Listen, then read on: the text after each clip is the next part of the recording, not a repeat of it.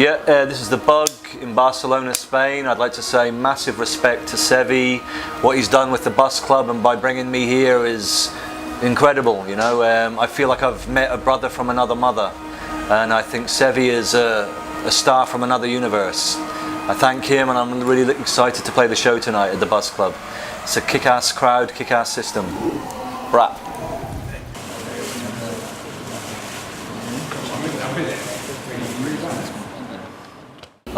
You know, there's no strategy.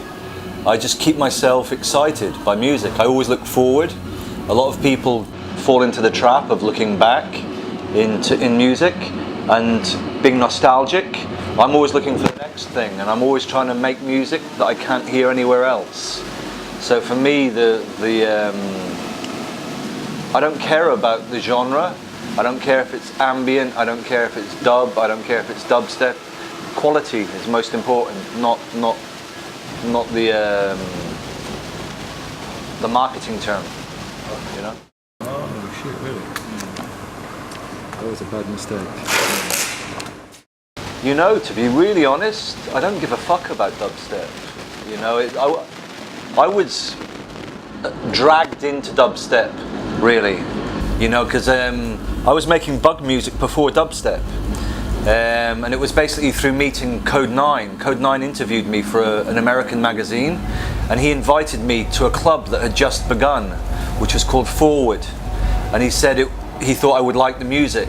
And I went there and I met people like Loafer, Mala, Koki, Benga, and the audience, there was no audience, it was just other producers at that time, because they were just starting. And it was really interesting because I could tell these were people that were inspired by a lot of the same music as me, but somehow different, you know.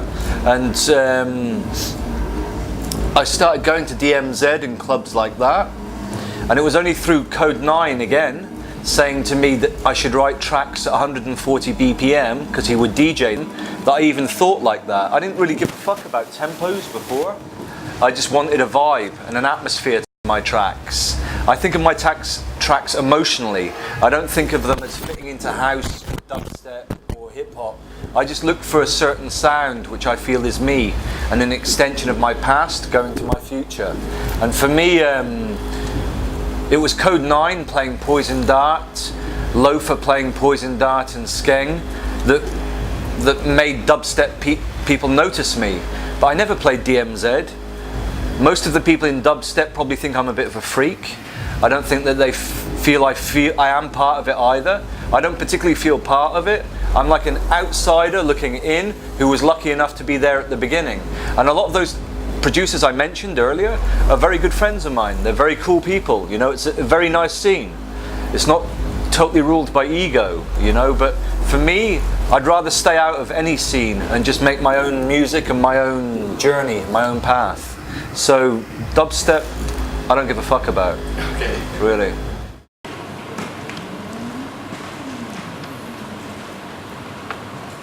It started because I'd worked with Roger years ago, with Techno Animal, a group I was in before Bug, and we collaborated with Roger, and I kept in contact with him, and I admired his poetry and his voice. And then when we were working on the first album, we realized there was a problem with some of the tracks. It was missing something.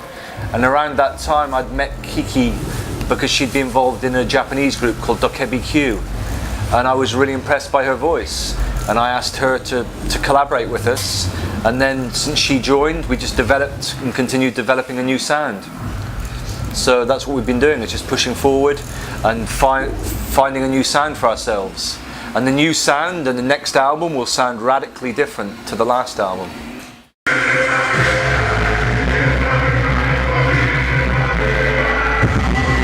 Loafer's a friend of mine, and he always says to me he would like to release stuff by me, because he would for the studio I work in for a small period of time in the same floor.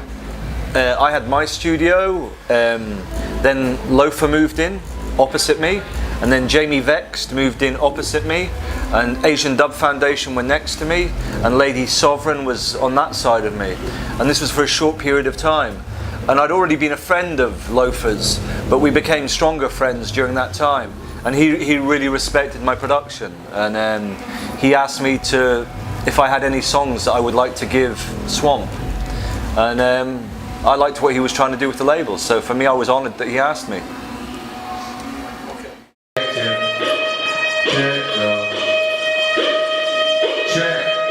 A lot of hardware, 32 channel analog desk, a lot of synthesizers, a lot of analog synthesizers, modular synthesizers, analog drum machines, but the main sequencer on my computer is Logic.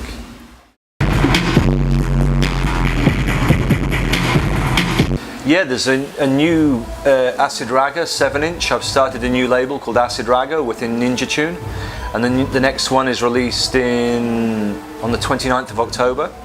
Then there's probably going to be another Acid Raga single which features Warrior Queen. You'll hear both of those tonight. And then there's probably going to be a double pack which features Daddy Freddy and Flowdan and Danny Brown.